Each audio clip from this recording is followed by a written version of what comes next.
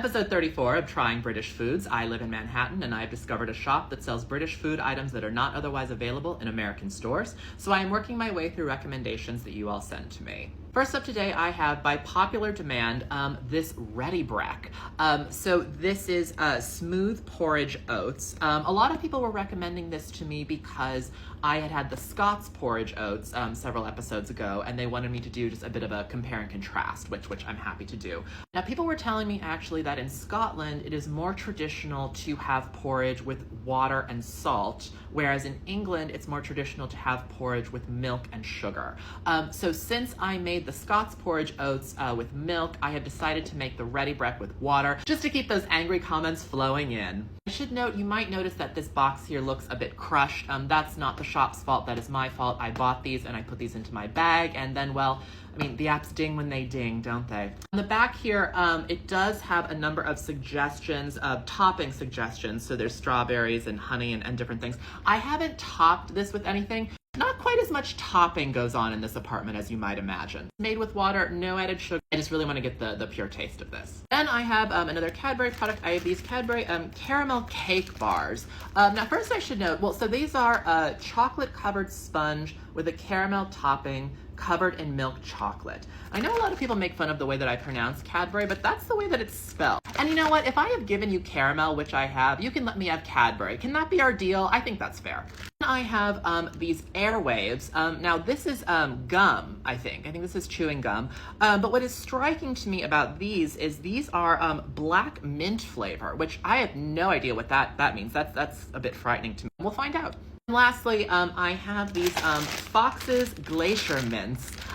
So these at the front very impressively say that they were made with natural mint oils, which that's wonderful. And here at the top it says clearly a better mint. Oh, the pun of that I just adore. Points already for that pun right at the top. Back in 1897, the Fox family started producing sweets. Eric Fox first established Fox's Glacier Mints in 1918. Their sweets, plus delicious new varieties, are still being produced under the watchful eye of Peppy, the UK's favorite bear. Using natural mint oils, we ensure that only the best ingredients are used in Fox's Glacier Mints. So I'm clearly very excited to try these. The Ready Brek.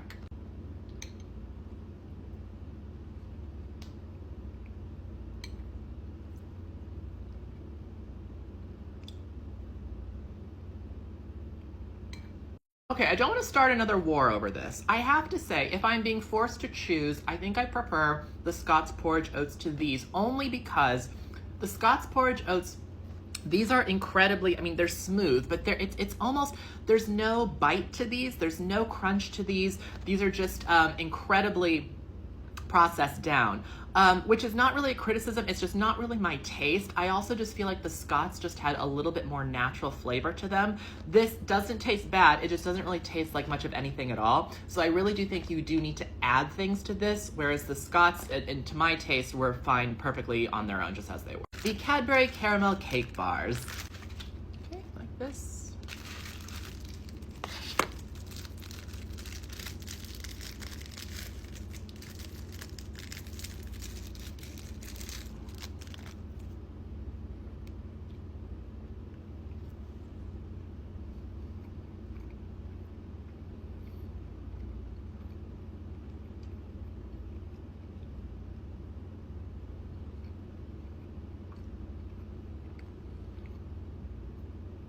So I actually do like these a lot more than I was expecting I would. I think the caramel really makes it. It's basically like a chocolate bar, but just a much, much lighter version of a chocolate bar, rather than having solid chocolate or some sort of filling. The sponge does make it really light, and the caramel prevents it from getting too dry or just being too dull. It adds that nice bit of sweetness at the top. So I really like these a lot more than I thought. These are pretty good. The Airwaves. Here they are, the Black Mint Airwaves.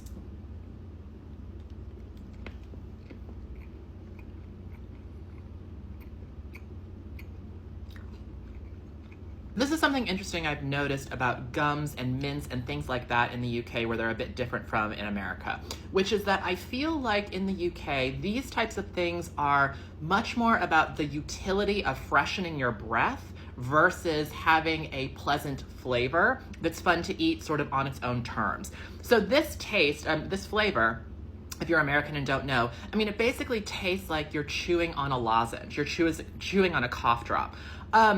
But it does a really, really good, efficient job of freshening your breath. I will say that. But we'll see what happens when I get to the Glacier Mints. But that is a difference I have noticed. I feel like in the UK, it's much more about, this isn't about the flavor experience with a mint or a gum. It's about just making your mouth really fresh. Whereas in America, I feel like maybe it's a bit more sugary or more flavorful. It's more just about like, enjoy this mint as a sweet on its own terms sort of thing. But these are fine, no complaints. I wouldn't go out of my way to find them again though. They're very powerful, very strong. And Fox's Glacier Mints. Wrapping like this.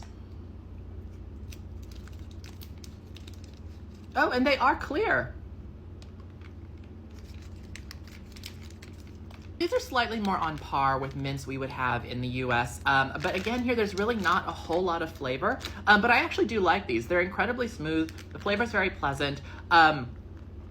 But yeah, here again, this almost tastes more like a lozenge than we would have here versus a mint, but not necessarily. I mean, the difference is not really that stark as much as it was with the Airwaves. So I do really like these. Clearly a better mint, and we should all thank, what's his name?